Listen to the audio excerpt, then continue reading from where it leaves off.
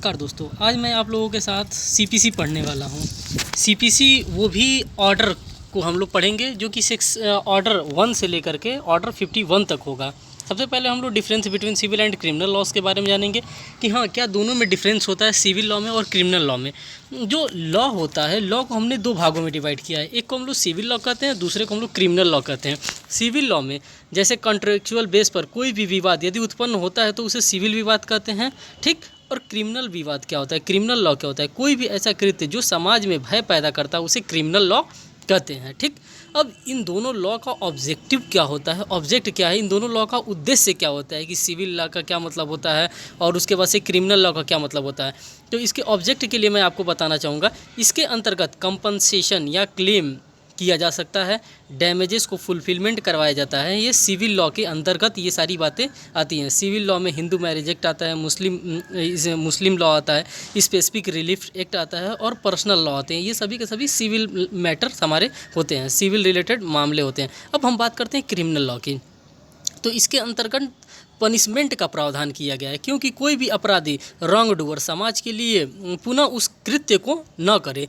जैसे कि कोई लोग थेफ्ट करता है, कोई रॉबरी करता है, कोई डकैती करता है, कोई रेप करता है इत्यादि, ये सभी के सभी मामले क्या होते हैं, ये क्रिमिनल मामले होते हैं। इसलिए क्रिमिनल मामले होते हैं क्योंकि ये सब समाज को भय पैदा करता है। अगर इस तरह से प्रवृत्ति के अगर हमारे अगल बगल कोई रहता है तो हमें उससे डर लगने लगता है। आईपीसी ऑफेंस के बारे में बताता है, सीआरपीसी इन्वेस्टिगेशन करवाता है, इंक्वायरी करवाता है, ट्रायल करवाता है, बाकी तमाम चीज़ें ये सारे बैरेक्ट्स करवाते हैं। फिर इंडियन एविडेंस एक्ट जो होता है हमारा प्रोसीजर बताता है कि किस प्रोसीजर से इनको पनिशेबल किया जाएगा। तो इसी के परिप्रेक्ष्य में मैं ऑर्डर की बात करने वाला हूँ। सीपीसी में ऑर्डर की बात करते हैं, मतलब ऑर्डर होता क्या है। बेसिकली ऑर्डर सब लोग करते हैं, तो ये ऑर्डर किसके द्वारा किया जाता है और ऑर्डर होता क्या है सीपीसी में, ये एक कॉमन ऑर्डर है।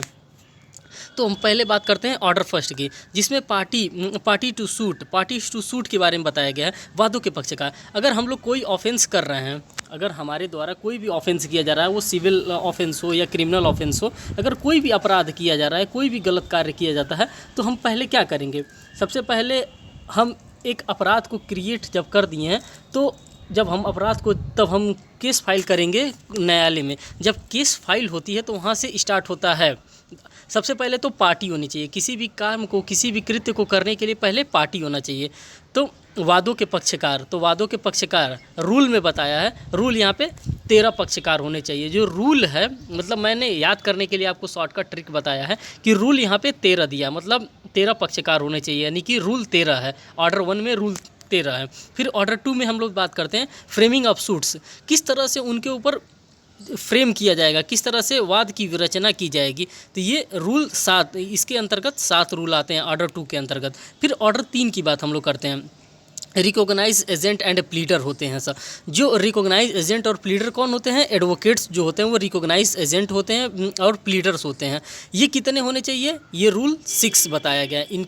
इनके लिए 6 रूल बताया गया ऑर्डर 3 में। फिर ऑर्डर 4 की हम बात करते हैं इंस्टीट्यूशंस ऑफ सूट में। जब हम लोग इंस्टीट्यूशंस करते हैं किसी भी सूट का, वादों का संस्थित किया जाता है, तो ये कितने भाग में किया जाता है, तो ये 2 भागों में किया जाता है। ये हमारा प्री का इंपॉर्टेंट क्वेश्चन बनता है। जो ऑर्डर 4 से हमारा प्री का क्वेश्चन बनता है कि हम लोग सूट को कितने भागों में इंस्टीट्यूट करते हैं कोर्ट में। जब इंस्टीट्यूट करते हैं, जब कोर्ट में फाइल करते हैं, तो 2 भागों में हम लोग, मतलब 2 बार में 2 कॉपी उसकी बना करके हम लोग कोर्ट में फाइल करते हैं। फिर हम बात करते हैं ऑर्डर 5 की, इंस्टीट्यूशन एंड सर्विस ऑफ समन। समनों का निकाला जाना और उनकी तामील, किस तरह से समन को निकाला जाता है और किस तरह से समन को तामील किया जाता है। ये रूल 30, इसके अंतर्गत 30 रूल को बताया गया। फिर हम बात करते हैं ऑर्डर 6 की, जिसमें प्लीडिंग जनरली, मतलब कि किस तरह से प्लीडिंग किया जाता है, अभिवचन साधारणतः किस प्रकार से किया जाता है और किसके द्वारा किया जाता है। इसमें 18 रूल के बारे में बताया गया, इसमें 18 रूल हैं। फिर हम लोग बात करते हैं ऑर्डर 7 की। ऑर्डर 7 की जब हम बात करते हैं तो इसमें प्लेंट की बात की जाती है। प्लेंट वादपत्र कि आखिर में प्लेंट कौन फाइल करेगा, किसकी तरफ से प्लेंट आएगा, ये डिफेंडेंट की तरफ से आएगा कि प्लेंटिफ की तरफ से आएगा, यानी कि ओरिजिनली जो प्लेंट आएगा वो प्लेंटिफ की तरफ से ही आएगा। तो इसमें कितना है, इसमें जो रूल दिया है इसके अंतर्गत वो 18 रूल दिया है।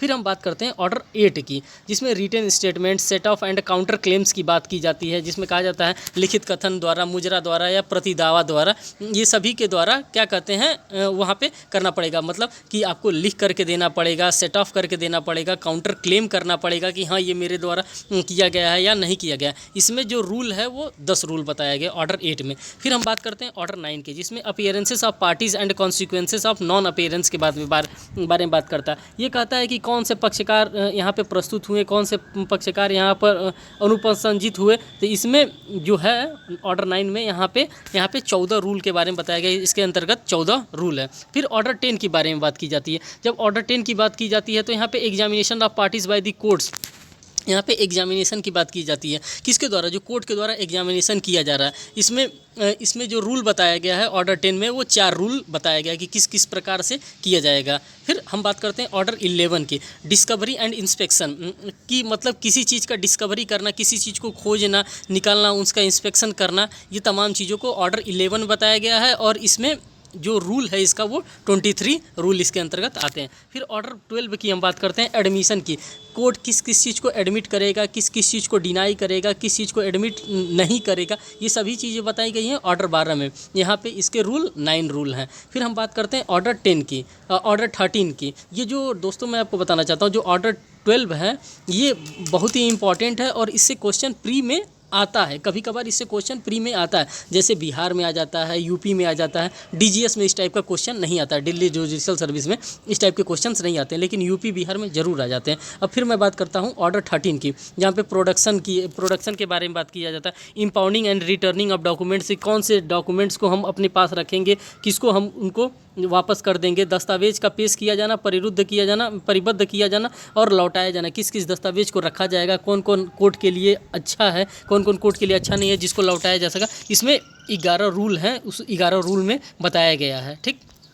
फिर हम बात करते हैं ऑर्डर 14 की, जिसमें settlement of issue and determination of suit on issue of law और ऑन इशू और एग्रीड अपन, विवादकों की स्थिति और विधि विवादकों के आधार पर या उन विवादकों के आधार पर जिन पर रजामंदी हो गई हो, वाद का अवधारण, मतलब कौन कौन से इशू जो हैं जो सेटलमेंट हो गए हैं, जिनको डिटर्मिनेशन किया गया बाई कोर्ट द्वारा, कौन कौन से ऐसे इशू हैं, ऑर्डर 14 में ये बताया गया है। इसके अंतर्गत रूल 7 है। फिर हम बात करते हैं ऑर्डर 15 की, disposal of the suit at the first hearing, कौन कौन से सूट्स जो होते हैं डिस्पोजल कर दिए गए हैं फर्स्ट हियरिंग में, किनको किनको ख़त्म कर दिया, किनको किनको सुन लिया गया है, प्रथम सुनवाई में ही उनका निपटारा कर दिया गया है। ये ऑर्डर 15 बताता है और इसमें 4 रूल के बारे में बताया गया ऑर्डर 15 में। फिर हम बात करते हैं ऑर्डर 16 की, समनिंग। जब ऑर्डर 15 तक हम लोग कर लेते हैं तो अब बात आती है, अब समझदारी वाली और बात आती है। अब यहाँ पे समनिंग की बात कर दी जाती है। जो ऑर्डर 16 है यहाँ पे समनिंग की बात की जाती है, किस तरह से उसको समन किया जाएगा। Summoning and attendance of witness, एक एक सबको समन किया जाएगा और उनका अटेंडेंस लिया जाएगा विटनेस का,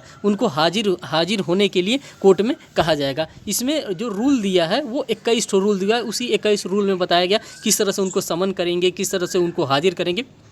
इन सभी बातों को ऑर्डर 16 और इसका जो रूल 21 में वहाँ पे डिफाइन किया गया। फिर बात आ जाता है ऑर्डर 16A के में, अटेंडेंस ऑफ विटनेस, कॉन्फिडेंस और डिटरमाइंड इन प्रिजन्स, कारागार में परिरुद्ध या निरुद्ध साक्षियों की हाजिरी। मतलब कुछ लोग ऐसे भी होते हैं जो कारागार में यानी कि जेल में जो बंद होते हैं, उनको भी अपने अटेंडेंस देने के लिए, उनको भी अपना सबूत देने के लिए उनको भी बुलाया जाता है कोर्ट में कि आइए और आप भी अपने बात को रखिए न्यायालय में। तो ये रूल 7, यहाँ पे 7 रूल के बारे में बताया गया। फिर ऑर्डर 17 की बात हम करते हैं, एडजॉर्नमेंट। एडजॉर्नमेंट का मतलब होता है स्थगन कराना, किसी चीज़ को रुकवाने के लिए। जैसे कि जो जूनियर एडवोकेट्स होते हैं कोर्ट में जाते हैं तो वो क्या करते हैं, एडजॉर्नमेंट ले लेते हैं कि डेट ले लेते हैं, अगली सुनवाई होगी। तो इसमें 3 रूल के बारे में बताया गया ऑर्डर 17 में। फिर ऑर्डर 18 में की बात हम लोग करते हैं, hearing of all the suits and examination of witness, वाद की सुनवाई और साक्षियों की परीक्षा के लिए। तो किस तरह से साक्षियों की परीक्षा होगी, किस तरह से उनका एग्जामिनेशन किया जाएगा। अभी एग्जामिनेशन हमने पढ़ा है, ऑर्डर 10 में भी पढ़ा है। तो हमको इसको रीड करना होगा, ऑर्डर 18 को रीड विथ ऑर्डर 10 के साथ भी हम चाहें तो कर सकते हैं। ऑर्डर 18 में 19 हमारे पास रूल बताए गए हैं। फिर हम लोग बात करते हैं ऑर्डर 19 के, जिसमें एफिडेविट की बात की जाती है। मतलब कोई भी बात आप मौखिक नहीं कहेंगे और इधर उधर किसी भी कागज़ पर लिख करके नहीं देंगे, उसका हमको बाकायदे एफिडेविट में हमको शपथ पत्र में चाहिए। एफिडेविट हमको कितने पार्ट में चाहिए, हमको एफिडेविट 2 पार्ट्स में चाहिए, 3 पार्ट्स में चाहिए। यहाँ पे 3 रूल के बारे में बताया गया। फिर ऑर्डर 20 के बारे में हम बात करते हैं। करते हैं, जब जजमेंट और डिक्री की बात करते हैं, जब जब जब हम सिविल लॉ पढ़ते हैं तो वहाँ पे डिक्री आता है और जजमेंट की बात आती है। तो डिक्रियाँ कभी भी हमको सिविल लॉ में ही हमको पढ़ने को मिलता है, निर्णय और डिक्री। तो यहाँ पे जब हम ऑर्डर 20 को हम लोग पढ़ते हैं तो सेक्शन 33 भी हम यहाँ पे पढ़ते हैं, सेक्शन CPC का, जिसमें कि 20 ठो रूल्स के बारे में बताया गया। ऑर्डर 20 में 20 रूल के बारे में, ऑर्डर नंबर 20 और 20 रूल के बारे में भी यहाँ पे बताया गया। फिर ऑर्डर 20A आता है, जहाँ पे कॉस्ट की बात की जाती है, खर्चे की बात की जाती है। अब कोर्ट कहता है कि भाई ठीक है, आपका सारा बात हो गया, अब आप लोग खर्चे की बात करिए। तो खर्चे के लिए यहाँ पे दो जनों को खर्चे देने पड़ते हैं। 2 जनों का करने का मतलब है, मैं रूल आपको लर्न करने के लिए 2 जनों को कह रहा हूँ। मतलब यहाँ पे 2 ठो रूल बताया है खर्चों के लिए कि कौन कौन सा रूल जो होता है खर्चे के लिए आपको बताता है। और इसमें हम लोग सेक्शन पढ़ेंगे जो सेक्शन 35 से सेक्शन 35B तक CPC का जो होता है वो कॉस्ट के बारे में हमको डिफाइन करता है, वहाँ पे बताता है। अब हम बात करते हैं ऑर्डर 21 के, जिसमें execution of decree and order की बात करता है। डिक्री और आदेशों का निष्पादन, कि भाई डिक्री पारित हो गया, उसका किस तरह से अब एग्जीक्यूशन किया जाएगा, किस तरह से उसका निष्पादन किया जाएगा, कौन कराएगा उसका निष्पादन, ये हमको रूल, इसमें 106 ठो रूल बताया गया है। सबसे बड़ा ज़्यादा अगर रूल ये बताया गया है तो ऑर्डर 21 में बताया गया, 106 रूल बताया गया है। फिर हम बात करते हैं ऑर्डर 22 के, जिसमें डेथ की बात करी जाती है, मैरिज की बात की जाती है, इंसॉल्वेंसीज की बात की जाती है। मतलब मैं आपको एक ड्रामेटिक वे में इसको समझाना चाहता हूँ ऑर्डर 22 को। जब किसी की शादी हो जाती है, पहले आदमी की शादी होती है, शादी के बाद आदमी इंसॉल्वेंट होता है, इंसॉल्वेंट के बाद आदमी मर जाता है। तो ऑर्डर 22 को मैं मतलब इसी स्मार्ट वे में मैं याद करने के लिए आपको बताना चाहता हूँ। तो यहाँ पे जो होती हैं, जो रूल बताया गया, इसमें 12 रूल के बारे में बताया गया ऑर्डर 22 में। फिर ऑर्डर 23 में क्या होता है, withdrawal and adjustment of suits की बात की जाती है। जैसे कि मान लीजिए किसी के दादा का काफ़ी दिनों से मुकदमा चल रहा है, अब वो दादा अब मर गए हैं, दादाजी अगर मर गए हैं तो उनके नाती से कहा जाएगा, चाहे उनके पोते से कहा जाएगा, चाहे जो भी उनके लीगल हायर्स हैं उनसे कहा जाएगा कि अब आप इस सूट्स को क्या करेंगे, चलाएंगे कि विड्रॉल करेंगे। तो वो कहेगा कि नहीं, दादाजी ने बहुत कोर्ट कचहरी कर लिया, अब मैं इसको विड्रॉल करना चाहता हूँ। तो ऑर्डर 23 में उसको क्या किया जाएगा, विड्रॉल करा लिया जाएगा। इसमें रूल बताया गया है, 4 रूल के बारे में बताया गया। फिर ऑर्डर 24 के बारे में बताया जाता है, पेमेंट इनटू कोर्ट। जब आप विड्रॉल करवा लेंगे तो कोर्ट्स का पेमेंट कौन करेगा, न्यायालय में जमा करना पड़ेगा पेमेंट। ऑर्डर 24 में पेमेंट को जमा करना पड़ेगा, और वो पेमेंट कैसे जमा होगा और कौन जमा करेगा। जब ऑर्डर 24 में हम लोग पहुँचेंगे तो उस पेमेंट को जमा करने के लिए हमको क्या करना पड़ेगा, वहाँ पे वो कहेगा। तो इसमें जो है हमारे पास ऑर्डर, इसमें जो रूल है, इसमें 4 रूल है। फिर हम बात करते हैं ऑर्डर 25 के, सिक्योरिटी फॉर कॉस्ट। कौन कौन से सिक्योरिटी आपको खर्चे के लिए क्या क्या जमा करना पड़ेगा, जैसे कि आपका वसीयत हो गया, घर का पेपर हो गया, गाड़ी की RC हो गई। अब जो भी चीज़ आपको सिक्योरिटी के तौर पर आपको जमा करना पड़ेगा, वो 2 भागों में जमा करने का मतलब यहाँ पे 2 रूल बताया गया है। फिर हम बात करते हैं ऑर्डर 26 की, जिसमें कमीशन की बात की जाती है। अगर आप कमीशन से मतलब ये होता है, अगर आप कहीं नहीं मिलते तो आपके घर पे ही कमीशन भेजा जाता है। तो वो कमीशन जो होता है ऑर्डर 26 में डिफाइन किया गया है, और इसमें 22 रूल्स के बारे में बताया गया है। फिर सेक्शन 75 से 78 में के बारे में कमीशन के बारे में CPC में डिफाइन किया गया कि हाँ, कमीशन क्या होता है, कमीशन कौन होता है, कमीशन के मेंबर्स क्या होते हैं, इन सभी चीज़ों के बारे में 75 से लेकर 78 में डिफाइन किया गया। अब हम बात करते हैं ऑर्डर 27 का, सूट बाई और अगेंस्ट द गवर्नमेंट और public officers in their office capacity. सरकार द्वारा या उसके विरुद्ध या अपनी पदीय हैसियत में लोक अधिकारी द्वारा या उनके विरुद्ध वाद। अगर लोक अधिकारी के विरुद्ध कोई वाद किया जाता है, लोक अधिकारी डिफाइन किया गया है IPC के सेक्शन 21 में, जिसको पब्लिक सर्वेंट कहा जाता है। तो उनके खिलाफ अगर चाहे उनके लिए कोई वाद दायर किया जाता है तो ऑर्डर 27 होगा, और इसमें रूल जो होता है वो रूल 8 होता है। फिर ऑर्डर 27A भी यहाँ पे है, suit involving a substantive question of law. अगर कोई substantive question of law arises होता है in the case interpretation of the constitution और as to the validity of any statutory involvement, वे बात जिनमें संविधान के निर्वचन या किसी कानूनी की विधिमान्यता संबंधी कोई सारभूत प्रश्न उठता है, तो 27A में ये बातें, ये अमेंडमेंट एक्ट से 27A आया है। ठीक। ठीक, इसमें 4 रूल के बारे में बताया गया कि हाँ इसके अंतर्गत 4 रूल है। फिर हम बात करते हैं ऑर्डर 28 की, सूट्स बाई और अगेंस्ट मिलिट्री और नेवल, मतलब कि अगर मिलिट्री के द्वारा, मिलिट्री के खिलाफ चाहे नेवल के खिलाफ अगर कोई सूट आ रहा है तो ऑर्डर 28 में उसको डील किया जाएगा। ठीक, इसके अंतर्गत 3 रूल बताए गए। फिर ऑर्डर 29 की हम बात करते हैं, सूट्स बाई और अगेंस्ट कॉरपोरेशन, निगम द्वारा या उनके विरुद्ध अगर कोई वाद किया जाता है तो ऑर्डर 29 में उनको डील किया जाएगा और उसके लिए 2 ठो रूल बताया गया। फिर बात हम करते हैं ऑर्डर 30 की, सूट्स बाई और against firm and persons carrying on business in names other than their own, firm के या अपने नामों से भिन्न नामों से कारोबार चलाने वाले व्यक्ति द्वारा उनके विरुद्ध अगर वाद किया जाता है, अगर ऑर्डर 30 में किसी के नाम के द्वारा, जैसे कि उनका कॉपीराइट है, उस नाम से अगर हम इस तरह से कोई बिज़नेस चला रहे हैं, उसमें अगर पकड़ा जाएगा तो वो ऑर्डर 30 में उसको कवर किया जाएगा। इसके लिए 10 रूल बताए गए। फिर हम बात करते हैं ऑर्डर 31 की, सूट बाई और against trustless executors and administrator, न्यासियों, निष्पादकों और प्रशंसकों द्वारा या उनके विरुद्ध वाद, अगर इन लोगों के न्यासियों के ऊपर और निष्पादकों के ऊपर अगर वाद चलाया जा रहा है तो ये ऑर्डर 31 में कवर होंगे और इनके पास 3 रूल दिए गए हैं ऑर्डर 31 में। फिर हम बात करते हैं ऑर्डर 32 की, सूट्स बाई और अगेंस्ट माइनर पर्सन्स और ऑफ अनसाउंड माइंड, अगर कोई माइनर्स के ऊपर करता है या अनसाउंड माइंड के ऊपर अगर कोई सूट करता है तो वो ऑर्डर 32 में कवर होगा और इनके लिए 16 रूल जो होते हैं वो 16 रूल इसके लिए 32 के लिए बताया गया। फिर ऑर्डर 32A की बात करते हैं, suits relating to matter concerning the family, अगर परिवार से रिलेटेड कोई मामला है तो ये भी अमेंडमेंट एक्ट से ये ऑर्डर को इन्वॉल्व किया गया। ऑर्डर 32A यहाँ पे 6 रूल्स के बारे में यहाँ पे बताया गया ऑर्डर 32A में। अब ऑर्डर 33 की हम लोग बात करते हैं, suits by indigent person, indigent का मतलब होता है निर्धन, गरीब व्यक्ति का जो सूट्स होता है वो ऑर्डर 33 में फॉल करता है और यहाँ पे 18 तरीके से रूल बताया किस तरह से वो इंडिजेंट सूट अपना फाइल कर सकता है। फिर हम बात करते हैं ऑर्डर 34 की, suits relating to mortgage of immovable property, किस तरह से सूट लाया जाता है मॉर्गेज, जब बंधक आदमी कोई चीज़ का बंधक कर देता है, पट्टा कर देता है, तो इमूवेबल प्रॉपर्टी का उसका किस तरह से वो सूट लाया जाता है, तो ये ऑर्डर 34 में बताया गया है। इसके लिए रूल 15 रूल, इसके अंतर्गत 15 रूल हैं। अब ऑर्डर 35 की बात करते हैं, इंटरप्लीडर, अंतर विवचन के बारे में बताया गया है कि इंटरप्लीडर कौन होता है, ये ऑर्डर 35 में है और इसके अंतर्गत जो रूल है वो 6 रूल के बारे में बताया गया। फिर हम बात करते हैं ऑर्डर 36 का, जो कि स्पेशल केस के लिए, विशेष मामलों के लिए ऑर्डर 36 जो है वो स्पेशल केस के लिए, विशेष मामलों के लिए, इसके अंतर्गत 6 रूल्स के बारे में बताया गया। फिर ऑर्डर 37 की बात करते हैं, समरी प्रोसीजर के बारे में बात करता है, जिसमें संक्षिप्त प्रक्रिया के बारे में बताया गया कि हाँ समरी प्रोसीजर होता है क्या, संक्षिप्त प्रक्रिया क्या होता है, ऑर्डर 37 में बताया गया था। इसके अंतर्गत 7 रूल होते हैं। फिर हम बात करते हैं ऑर्डर 38 की, जिसमें arrest and attachment before judgment, निर्णय के पहले गिरफ्तारी और कुर्की के बारे में बताया जाता है, जो कि ऑर्डर 38 में बताया गया। इसके अंतर्गत 13 रूल है। फिर ऑर्डर 39 की हम बात करते हैं, temporary injection and interlocutory orders, अस्थायी आदेश या अंतर्वृद्धि आदेश के बारे में ऑर्डर 39 में बताया गया है। ठीक, फिर हम बात करते हैं ऑर्डर 40 के बारे में, अपॉइंटमेंट ऑफ रिसीवर, रिसीवरों की नियुक्ति किस प्रकार से की जाती है, कहाँ कौन रिसीवर होता है,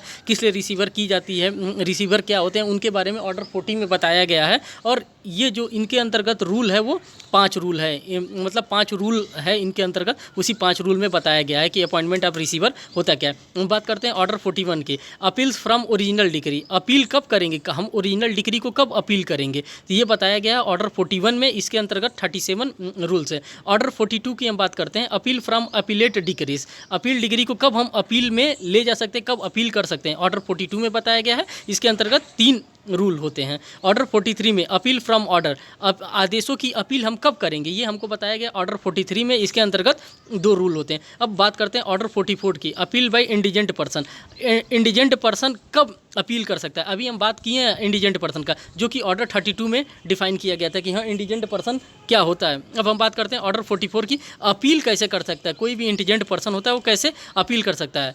ठीक, ऑर्डर 44 में ये बताया गया। इसके अंतर्गत 3 रूल होते हैं। फिर हम बात करते हैं ऑर्डर 45 की, appeals to the Supreme Court, order 45 में किस तरह से अपील किया जाता है सुप्रीम कोर्ट में।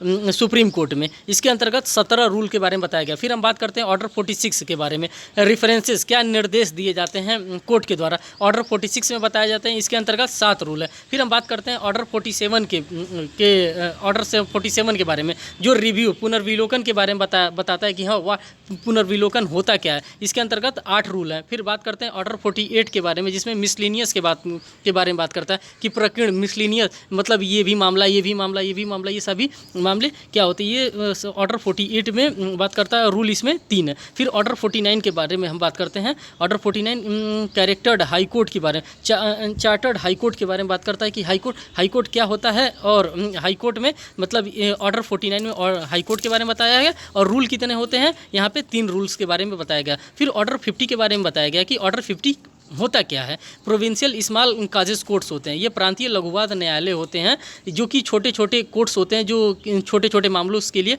बनाए जाते हैं। तो ये ऑर्डर 50 में बताया गया है। इसके अंतर्गत एक रूल जो कि है फॉल करता है। फिर ऑर्डर 51 के बारे में हम बात करेंगे। ऑर्डर 51 क्या होता है। प्रेसिडेंसी स्मॉल काजेस कोर्ट, जो प्रेसिडेंसी लघुवाद न्यायालय होते हैं। अभी हम लोग प्रोविंशियल ऑर्डर 50 में प्रोविंशियल स्मॉल काजेस कोर्ट्स के बारे में पढ़े हैं और 51 में प्रेसिडेंसी स्मॉल कोर्ट्स के प्रेसिडेंसी लघुवाद न्यायालय, इसमें एक रूल बताया गया कि हाँ ये रूल क्या करता है। ठीक, बहुत बहुत धन्यवाद दोस्तों।